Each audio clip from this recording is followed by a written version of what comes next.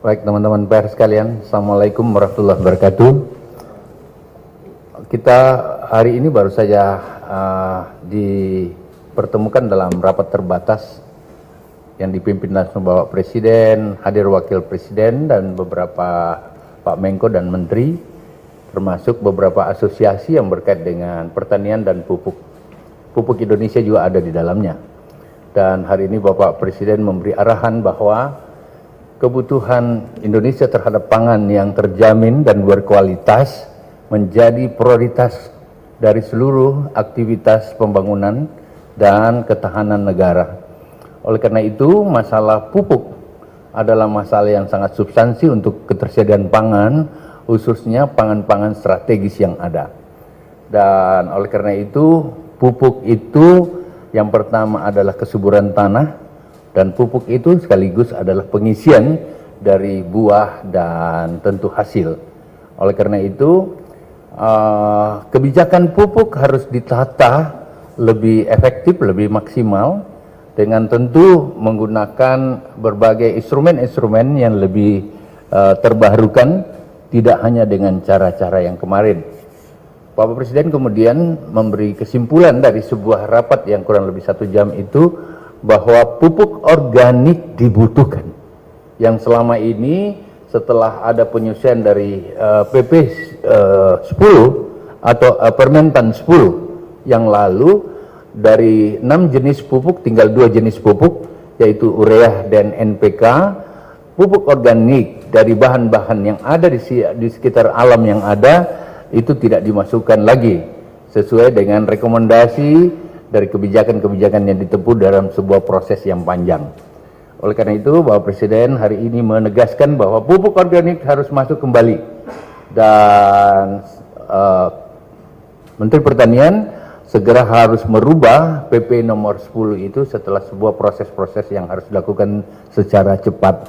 Dan insya Allah tadi ada 2 pupuk organik secara tersentral. Artinya semua produsen-produsen pupuk yang ada dalam masyarakat dalam bentuk UMKM dan lain-lain harus dihidupkan kembali, karena mulai Januari kemarin berdasarkan Permentan dan keputusan Panja dan lain-lain sebagainya itu kita sudah berhentikan untuk menjamin kuantitas pupuk yang harus ada, karena harga pupuk di dunia memang lagi naik dan bersoal. Nah, tetapi Bapak Presiden tadi memutuskan sebuah keberpihakan bahwa pupuk organik, mereka produsen pupuk tetap harus diakomodir. Itu satu.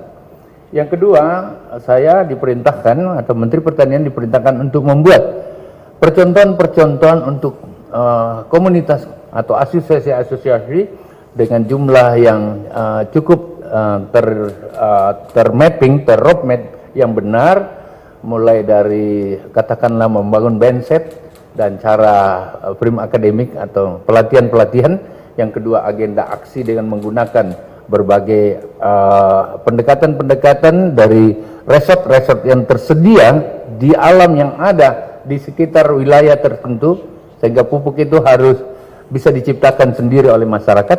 Yang kedua, melahirkan budidaya pertanian, dan itu akan terjadi di 1000 per provinsi, 1000 hektar per provinsi, berarti ada 34 provinsi yang akan kita cobakan dan bekerja bersama dengan asosiasi.